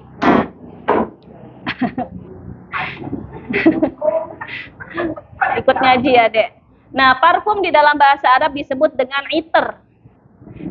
Menggunakan parfum dalam bahasa Arab disebut at-ta'attur. Jadi itar, parfum, at-ta'attur, memakai parfum. Selain itu juga dalam bahasa Arab disebut juga dengan sebutan at-tib, yang artinya parfum juga. Menggunakan parfum disebut at-tatayyub. Jadi kalau misalnya ibu lagi umrah atau haji gitu, itar gitu, itu parfum. Atau at-tib itu parfum. Kalau ta'attur itu memakai parfum, itar atau tib. Atau tatayyub itu menggunakan parfum. Mengenakan parfum termasuk bagian dari bertoharoh, sebagaimana juga kita disyariatkan untuk berwudu, mandi janabah, membersihkan najis dan lainnya. Sekarang keutamaan berparfum. Secara umum ketika kita melaksanakan berbagai ibadah ritual seperti sholat, maka kita disunahkan untuk memakai parfum. Dan lebih khusus lagi ketika ibadah itu melibatkan orang banyak. Sholat apa Bu yang melibatkan orang banyak? Sholat Jumat, sholat jamaah, sholat Id. Makanya kan kalau bapak-bapak kalau sholat Jumat wangi banget kan? Karena memang disunahkannya seperti itu. Penggunaan parfum adalah merupakan anjuran Rasulullah SAW sehingga hukumnya sunnah. Yang pertama, sunnah para rasul. Memakai parfum adalah sunnah para rasul, yaitu orang-orang yang suci dan diridhoi Allah. Dan gambaran sosok para nabi itu tidak ada yang banyak diyakini oleh sebagian orang bahwa orang yang suci adalah para rahib mendekam dalam biara, menjauhi kehidupan dunia, berpenampilan dekil dan tidak beraroma sedap. Karena para nabi itu bukan mereka. Nah, gambaran sosok para nabi dan rasul adalah mereka yang berpenampilan menarik, yang menyisir rambutnya, manis tutur katanya, dan selalu wangi. Nah, makanya tuh gambaran para nabi itu necis ya. Bahasa sekarang necis. Iya, makanya tuh kan ya, banyak disebutkan di dalam hadis itu ketika sahabat itu berada di dekat Rasul itu nyaman rasanya karena tutur katanya baik, perilakunya itu akhlaknya baik dan harum. Maka kalau kita ingin menjadi manusia yang diridhoi Allah, hendaklah banyak meniru perbuatan dan sunnah para Rasul. Salah satunya itu memakai parfum dalam penampilan sehari-hari ketika khususnya apalagi bertemu dengan orang ramai, dengan halayak ramai. Nah, parfum itu juga adalah kesukaan Rasulullah. Sosok pribadi Rasul adalah tipe manusia yang enak dipandang. Dan kalau kita berada di dekat beliau, kita akan betah berlama-lama. Sebab selain tutur katanya yang baik, penampilannya yang menarik, beliau juga pribadi yang amat gemar dan menyukai parfum. Di dalam sebuah hadis diriwayatkan bahwasanya hubbiba ilayya min dunyakum an-nisa wattib wa ju'ilat qurratu aini fis shalah. Telah dijadikan aku menyukai bagian dari dunia, yaitu menyukai wanita dan parfum, dan dijadikan sebagai qurratu a'yun di dalam salat. Hadis riwayat Ahmad, Al-Hakim dan Al-Baihaqi. Nah, sunnah ketika beribadah. Bahkan di dalam beribadah, umat Islam dianjurkan untuk memakai wewangian agar suasana ibadah semakin khusyuk. Khususnya ketika ibadahnya itu banyak orang di situ ya. Seperti tadi ya, sholat Jumat, sholat Idul Adha, Idul Fitri, gerhana, sholat gerhana matahari, dan ibadah haji dan umroh. Tapi kalau ibadah haji dan umroh ketika ihram tidak boleh memakai wewangian ya. Nah, sekarang ibadah-ibadah apa saja yang disunahkan untuk memakai parfum di dalamnya? Iya, tadi yang pertama sholat Jumat. Sholat Jumat adalah momen di mana umat Islam berkumpul setiap pekannya. Untuk itu disunahkan bagi yang hadir sholat Jumat untuk memakai parfum. Di dalam sebuah hadis disebutkan dari Ibnu Abbas radhiyallahu anhu berkata bahwa Rasulullah SAW hari ini adalah hari besar yang dijadikan Allah untuk muslimin. Maksudnya hari Jumat. Siapa di antara kamu yang datang sholat Jumat, maka hendaklah mandi. Dan bila punya parfum, hendaklah dipakai.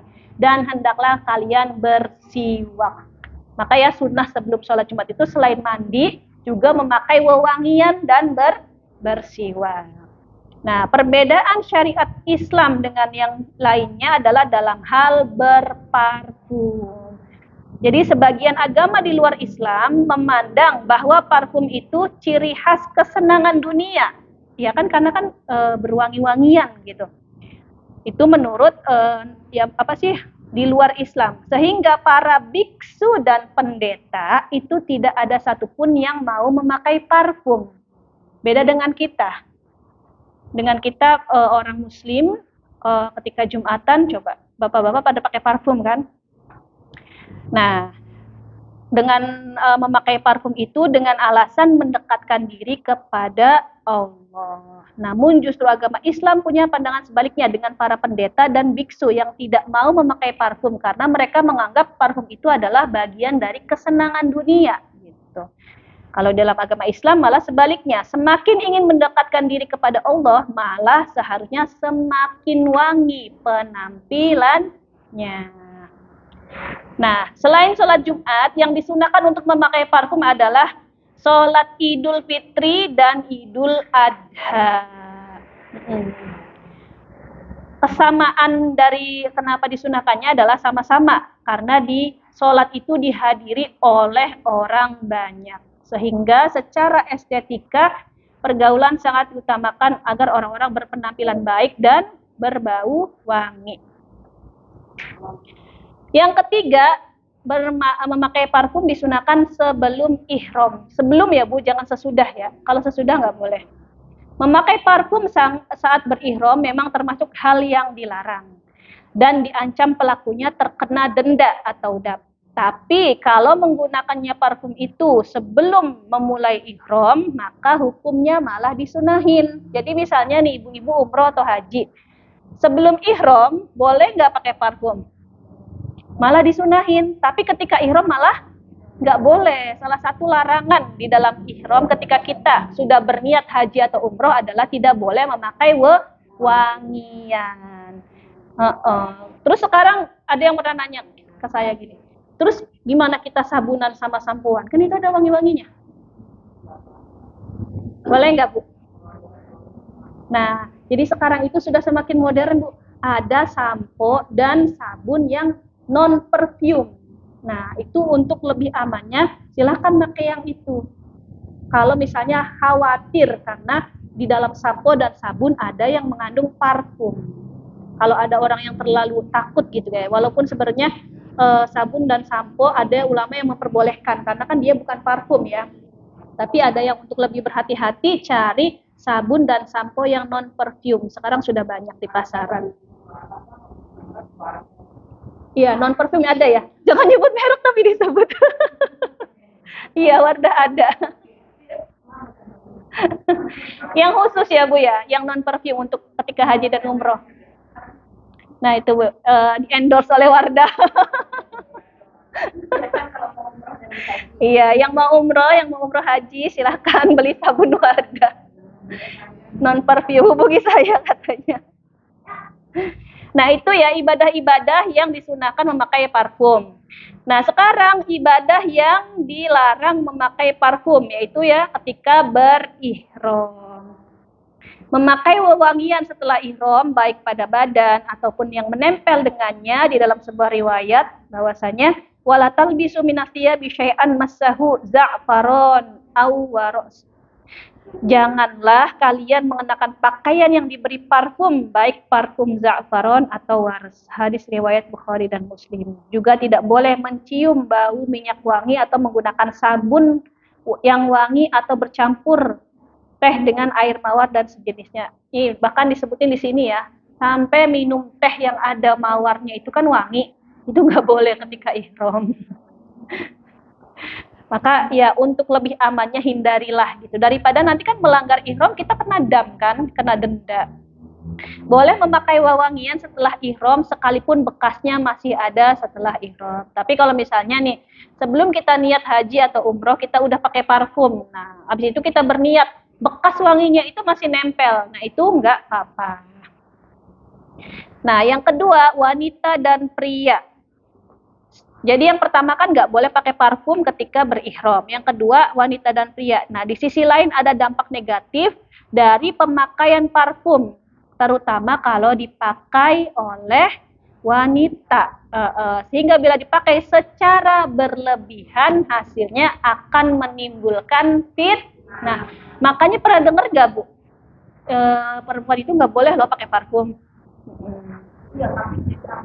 Jadi apa? Nah sekarang menurut ibu-ibu, jadi kita itu boleh pakai parfum apa enggak? Tapi? Iya, boleh memakai parfum asal tidak berlebihan dan carilah parfum yang soft, jangan yang menyengat. khawatir akan timbul fitnah. Fitnah jika kita memakai parfum yang wanginya terlalu menyengat, lalu kita berkumpul di mana perkumpulannya itu ada laki-laki dan perempuan. Ya kalau misalnya perkumpulan seperti ini yang ibu-ibu semua, silakan berparfum tapi yang tidak menyengat, sewajarnya saja dengan tujuan untuk ya tadi agar nggak apek, agar nggak bau badan dan sebagainya. Nah, karena itulah Rasulullah menetapkan bahwa bila wanita memakai parfum, hendaknya menggunakan parfum yang aromanya lembut, bukan yang menyengat dan menarik laki-laki. Ada hadisnya loh Bu, diriwayatkan oleh Abu Hurairah, parfum laki-laki adalah yang aromanya kuat, tapi warnanya tersembunyi. Parfum wanita adalah yang aromanya lembut, tapi warnanya kelihatan jelas. Hadis riwayat Tirmidzi dan Ahmad. Karena itu, bagi kita para wanita sebaiknya agak mengurangi penggunaan parfumnya, biar nggak menyengat. Kalaupun harus menggunakannya, maka pilihlah yang soft. Jangan yang udah menyengat, disemprotinya banyak-banyak ya. Kasihan yang nyiumnya ya Bu. Selanjutnya yang nggak boleh memakai parfum adalah wanita yang dalam masa iddah. Iddah kematian suami, yang meninggal suaminya, yang ditinggal mati suaminya, itu tidak boleh. Iya, kalau setelah iddah boleh. Dalam masa iddah itu tidak boleh pakai parfum. Seorang wanita yang sedang dalam masa iddah karena suaminya wafat itu dilarang memakai wewangian. Masa iddahnya berapa Bu? Bukan 3 bulan. Kalau yang ditinggal meninggal? Bukan, salah satu kuruk itu untuk yang bercerai biasa. Ditinggal meninggal itu 4 bulan 10 hari.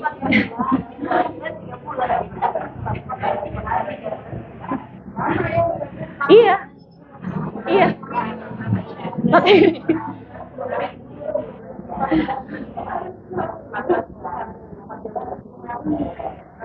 Iya. Kalau ada seorang wanita, seorang istri tinggal wafat oleh suaminya, maka masa iddahnya adalah 4 bulan 10 hari. Bukan 3 kali haid yang salah satu kuruk, yang 3 bulan itu bukan. Ini ada di surat Al-Baqarah. Jadi beda ya Bu, jangan disamakan. 3 kali. Ya mungkin kalau kayak pakai sabun yang yang ada wanginya, atau mungkin kayak pakai kiss spray gitu nggak apa-apa kali ya. Yang parfum itu yang mungkin yang terlalu menyengat gitu. Iya, nggak boleh dandan. Ya, kalau ada urusan yang syar'i boleh. Kalau nggak ada urusan yang syar'i dia berdiam di dalam rumah. Oke. Iya, di dalam surat Al-Baqarah ayat 234, orang-orang yang meninggal dunia di antaramu dengan meninggalkan istri, hendaklah para istri itu menangguhkan dirinya atau beriddah selama 4 bulan 10 hari. Kemudian apabila telah habis masa iddahnya, maka tiada dosa bagimu atau para wali membiarkan mereka berbuat terhadap diri mereka menurut yang patut. Allah mengetahui apa yang kamu perbuat. Ya, ini ketentuan kenapa iddahnya itu 4 bulan 10 hari. Memang sudah dijelaskan di dalam Al-Qur'an di surat Al-Baqarah 234. Kalau cerainya hidup, kalau yang masih talaknya bisa rujuk, itu yang 3 bulan itu ya. Bukan 3 bulan sih, 3 kali suci, salah satu kuruk. Jadi ini nih sebenarnya bab talak ya Bu. Dulu saya belajar bab ini juga lumayan rumit ya. Jadi sebenarnya untuk talak yang kalau tidak salah, ingat ya, mohon diluruskan kalau salah. Kalau yang tidak salah, kalau misalnya yang talak yang bisa rujuk berarti kan talak 1, talak 2. Itu kan ulama itu menetapkan bahwasannya iddahnya salah satu kuruk. Nah, tapi kuruk di sini para ulama itu berbeda pendapat. Ada yang mengartikan kuruk itu 3 kali suci, ada yang mengartikan kuruk itu 3 kali haid. Nah, paham nggak Bu? Tapi kalau misalkan 3 kali haid itu jumlahnya lebih lama, maka sebagian besar menetapkan salah satu kuruk itu 3 kali suci. Nah, Walaupun ada pendapat juga yang mengatakan salah satu quru itu adalah 3 kali haid. Memang ada perbedaan pendapat. Itu untuk talak yang masih bisa rujuk. Tapi talak 3 yang tolak bainunah kubro, yang talak yang misalnya kalaupun pengen rujuk dia harus udah menikah dengan orang lain. Ada ulama yang menyebutkan bahwasanya wanita yang iddahnya tolak bainunah kubro, berarti tolak 3 ya, talak 3 itu tidak boleh menggunakan parfum. Sebab suaminya sudah diharamkan untuk merujuknya kembali. Itu. Walaupun mungkin di sini ada perbedaan pendapat ya. Iya. Makanya hukum talak ini memang harus hati-hati ya, karena kan ada 3 hal yang bercandanya itu beneran gitu, yaitu nikah, talak, dan apa satu lagi yang Bu? Pokoknya kita tuh nggak boleh bermain-main dengan hal ini gitu, karena kalaupun bercanda kan nanti dianggap bener gitu kan. Iya Bu. Iya. Iya. Iya.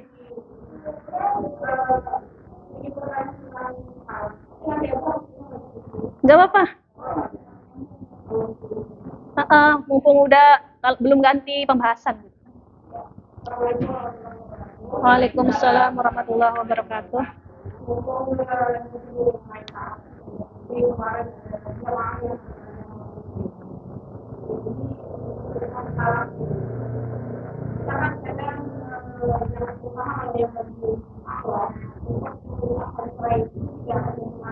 Iya. Iya.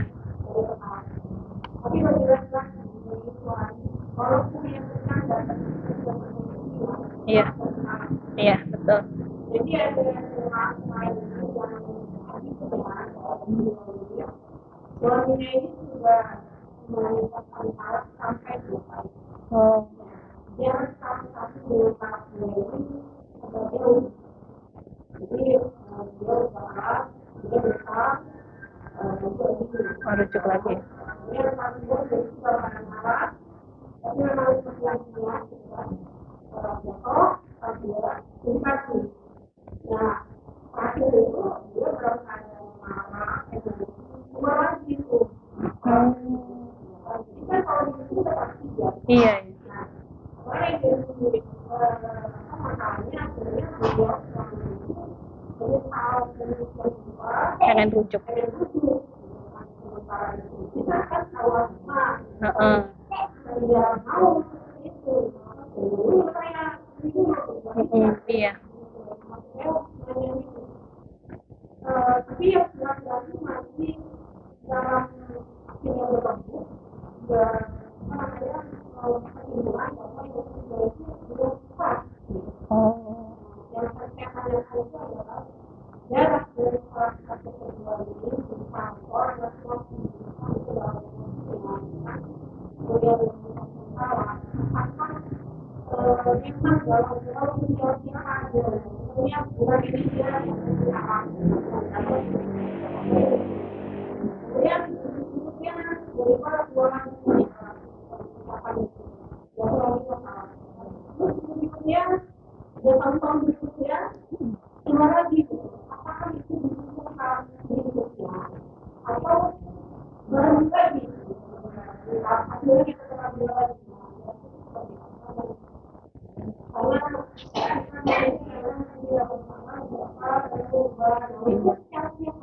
Iya.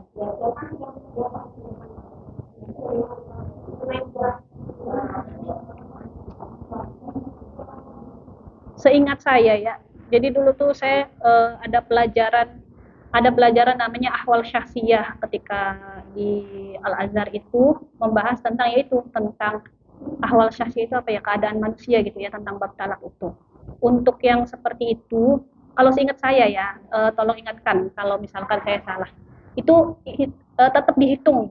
Jadi nggak kembali lagi jadi satu lagi, walaupun sudah berjarak seperti itu ya. Kalau tidak salah, ada perbedaan atau enggak ya? Kalau tidak salah ingat ya, ulama itu menyebutkan bahwasanya walaupun sudah berjarak, tetap dia tuh berjalan gitu ya, antara 1, 2, 3. Jadi enggak misalnya 1 udah rujuk lagi jadi balik 1 lagi, enggak gitu. Kalau tidak salah. Cuma nanti saya lihat lagi ya, saya juga agak lupa-lupa, soalnya sudah lama banget. Dan kalau masalah seperti ini memang sebaiknya itu ke konselor pernikahan yang di KUA, karena kan nanti kan mereka kan ditanya rujuknya seperti apa, terus talaknya seperti apa gitu, karena kita kan nggak tahu keadaan yang sebenarnya mereka itu ketika talaknya itu ketika marah kah, atau mengucap talaknya berapa kali kah gitu. Karena ada ulama yang berpendapat ketika mengucapkan talak langsung 3 kali jatuh 3 kali, tapi ada juga yang berpendapat walaupun mengucapnya 1000 kali tapi jatuhnya 1 kali. Makanya memang ada perbedaan pendapat ulama tentang hal tersebut. Nah, cuma kalau ditanya seperti itu, kita kembali ke kalau madhab Syafi'i seperti apa gitu menganggapnya. Seingat saya itu ya tetap berjalan tadi jumlahnya, walaupun nanti rujuk lagi. Seperti itu yang saya tahu ya Bu ya. Dan mungkin kalaupun ada perbedaan pendapat, nanti saya lihat lagi ya, saya takut salah jawab, soalnya ini masalah yang rumit. Dan kalau masalah seperti ini memang sebaiknya itu kan ada kayak di KUA itu ada kayak konselor pernikahan tuh ya. Ada teman saya itu yang jadi bagian yang seperti itu. Jadi ngurusin kalau yang mau talak-talak dia tuh konsultasi, ya mediator ya, mediasi ya. Nah, biasanya orang yang ya apa sih memang bergerak ya. Maksudnya mendalami di hal yang seperti itu gitu. Kalau misalnya ditanya di majelis umum seperti ini, saya takut salah menghukumi, karena kan nggak tahu gimana kedua pasangan itu jatuhnya bagaimana, maksudnya jatuh talaknya itu dalam keadaan apanya, dalam keadaan ininya, berapa kali ngucapinnya gitu. Jadi harus benar-benar didiagnosa lagi kalau dokter mah gitu. Saya takut salah menghukuminya. Iya seperti itu ya Bu. Makanya pesan saya mah untuk jangan hati-hati gitu dengan kata-kata talak itu. Dan suami yang mengerti agama ya untuk berhati-hati mengucapkannya. Iya seperti itu ya Bu. Maaf kalau kurang memuaskan, saya takut salah jawab. Iya. Nanti ya ada bab talak itu di bab fikih muamalah. Kita masih di bab ibadah. Ya lanjut ke hukum parfum beralkohol. Boleh nggak? Katanya. Hukum alkohol pada parfum sesungguhnya merupakan perbedaan pendapat di kalangan ulama. Jadi memang ada khilaf ya, Bu, ada ikhtilaf. Ada yang menganggapnya sebagai najis. Jadi kan ada ulama yang berpendapat alkohol itu najis. Maka parfum yang beralkohol itu tidak boleh karena dianggap di dalamnya mengandung najis. Nah, dengan dalih bahwa alkohol itu identik dengan homer dan homer itu dianggap najis oleh mereka. Sehingga benda apapun yang terkandung alkohol di dalamnya dianggap sebagai najis. Ini pendapat yang pertama ya. Namun kalau kita melihat kepada pendapat yang rojih atau yang kuat, itu sebenarnya alkohol itu tidak identik dengan homer, beda sebenarnya. Meski memang umumnya homer itu mengandung alkohol. Dan tidak berarti semua benda yang mengandung alkohol otomatis homer, ya enggak Bu? Kalau misalkan kayak alkohol yang buat kedokteran, itu homer bukan? Bukan, beda kan? Nah, makanya kita harus bedakan antara alkohol dan homer. Ya. Sehingga para ulama berketetapan bahwa alkohol itu bukanlah benda yang najis karena dia bukan homer. Dan tidak mengapa menggunakan parfum yang beralkohol dalam sholat karena bukan termasuk benda najis. Walaupun ada ulama yang berpendapat tidak memperbolehkannya. Dan karena kenajisan homer sendiri, sebagaimana yang disebutkan di dalam Al-Quran, itu bukan najis secara fisik. Jadi kan di Al-Quran kan disebutkan kan, ya ayyuhalladzina amanu innamal khamru wal maisir wal ansab wal azlam rijsun min amali syaiton fajtanibuhu la'allakum tuflihun. Hai orang-orang yang beriman, sesungguhnya khamr, berjudi dan berkorban untuk berhala, mengundi nasib dengan panah adalah rijsun, termasuk perbuatan syaitan. Nah, para ulama menegaskan bahwa khamr adalah najis berat berdasarkan ayat ini. Nah, tapi pendapat ini dibantah oleh sebagian ulama, yaitu Rabi'ah dari kalangan Maliki, As-Sun'ani, dan Asy-Syaukani. Yang menurut mereka, yang dimaksud dengan rijs najis pada ayat ini adalah najis secara maknawinya, bukan secara hakiki. Dalam kitab Subulus Salam juga disebutkan bahwa setiap najis adalah haram, tapi tidak sebaliknya. Sebab setiap yang najis sudah tentu dilarang untuk dipegang atau dimakan. Jadi intinya seperti itu ya Bu. Jadi boleh nggak misalnya kita pakai parfum yang beralkohol ketika kita mau ke masjid? Ada ulama yang memperbolehkannya, ya, walaupun sebaiknya kita pilih parfum yang non alkohol kalau bisa, ya kan ada ya parfum yang non alkohol itu. Nah sekarang, lalu bagaimana kita mengharamkan ganja, opium, narkotika? Sedangkan kan nama-nama tersebut tidak disebutkan di dalam Al-Quran. Itu kan memabukkan. Nah tentu, iya memabukkan. Tapi dia mengandung alkohol enggak? Enggak. Kalau nggak mengandung alkohol berarti nggak haram. Ayo gimana? Tapi memabukkan. Iya, jawabannya tentu tidak. Alasannya benda-benda yang tadi punya kesamaan sifat dengan khamar, yaitu memabukkan. Maka walaupun kayak narkotika, sabu, ganja, dia nggak ada alkoholnya, tapi dia termasuk yang dilarang dari segi memabukkannya. Jadi seperti itu ya Ibu-ibu tentang parfum. Ya, sudah selesai.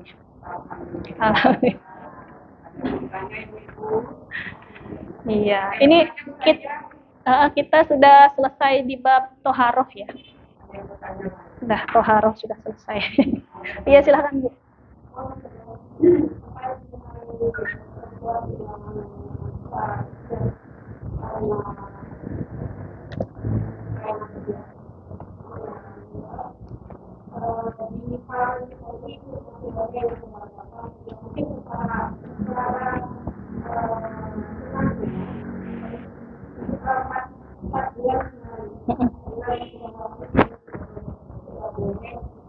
Keluar.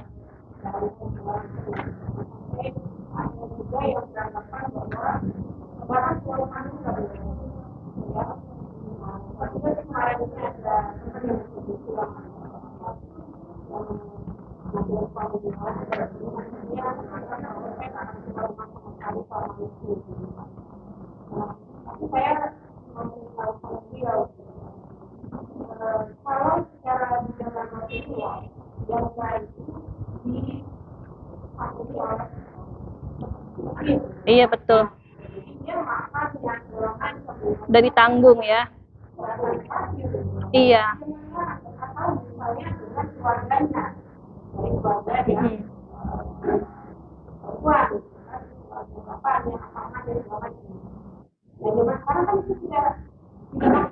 Iya.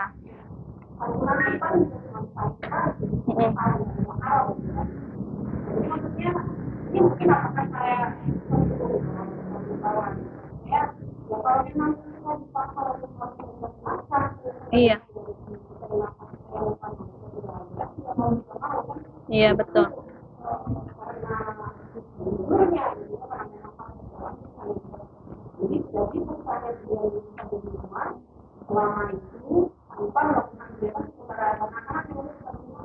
Iya. Si mengganjal. Iya. Ya jadi untuk yang tidak boleh keluar rumah sama sekali itu bukan berarti nggak boleh sama sekali. Kalau memang ada keperluan syar'i ya yang disyariatkan gitu, itu boleh seperti tadi mencari nafkah. Karena kan ya tidak bisa dipungkiri ya, walaupun dapat santunan ya tetap saja ada anak yang harus kita beri makan. Kita juga butuh keperluan lain-lain gitu. Jadi kalau seperti Ibu tadi itu insya Allah sudah benar Bu. Jadi kalau keluarnya untuk sesuatu yang disyariatkan, yang dibolehkan, itu tidak mengapa. Apalagi kan mencari nafkah, kan wajib mencari nafkah. Kalau kita mengandalkan misalkan warisan, iya kalau ada warisan kan. Mengandalkan santunan, ya kalau santunannya banyak, kalau sedikit gitu.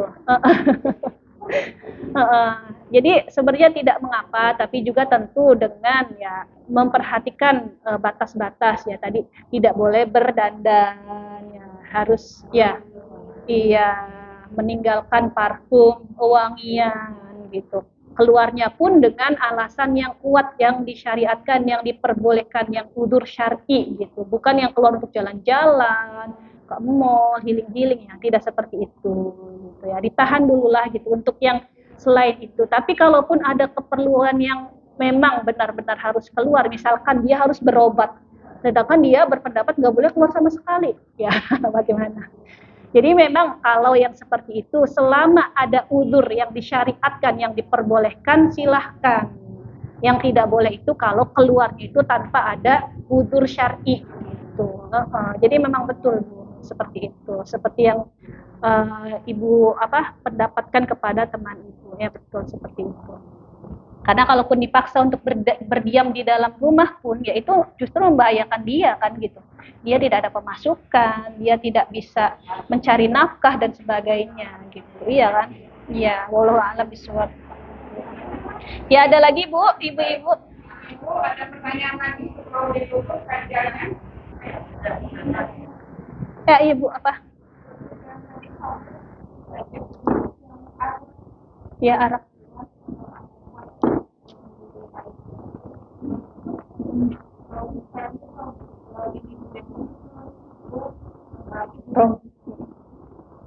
Untuk yang kayak rum, kalau arak angciu gitu-gituan tuh ya, itu haram Bu. Walaupun ada ulama yang memperbolehkan kalau misalnya tingkat alkoholnya atau keininya tuh di bawah berapa persen gitu, tapi sebagian besar ulama berpendapat bahwasanya itu haram. Jadi lebih baik dihindari. Di tukang goreng nasi goreng juga hati-hati, dilihat pakai amsio atau enggak gitu. Jangan sampai kita kecolongan. Iya, angciu ya Bu ya. Kadang di tukang nasi goreng biasanya banyak kan seafood ya. Iya. Iya, itu haram ya Bu ya. Beda. Kalau angciu itu kalau nggak salah arak ya. Arak yang buat penyedap makanan. Biasanya di seafood ya.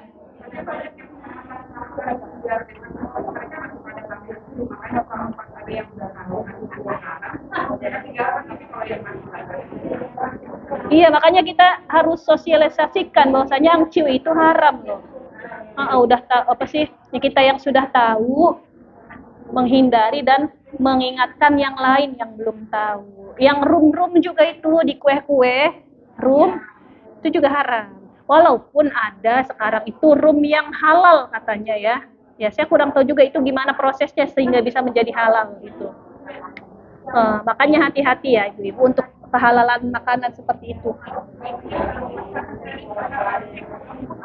Daun ganja buat apa Bu? Iya.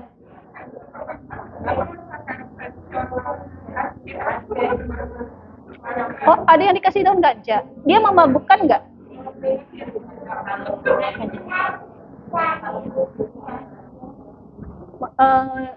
Memabukkan? Nggak. Daun ganja. Sebaiknya sih dihindari ya Bu ya.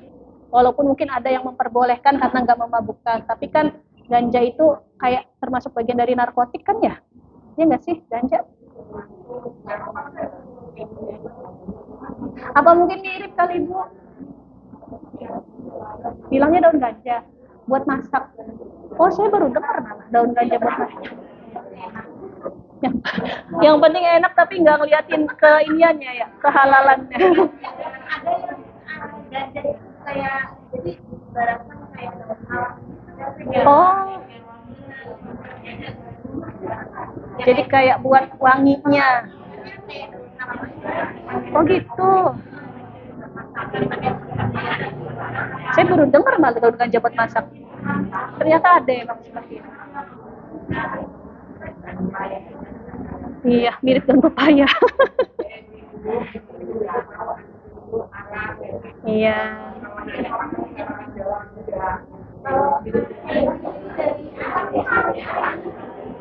Iya, hati-hati ya Bu angciu. Iya, macam-macam sih Bu. Dia fermentasi dari macam-macam. Ada fermentasi, ada yang emang apa gitu. harus harus teliti. Iya, tapi kalau cuka alkohol kan dia kalau ada batas alkoholnya nggak sih Bu? Kalau yang cuka yang biasa itu nggak apa-apa. Kalau yang cuka yang mengandung, pakai minyak wijen, iya betul.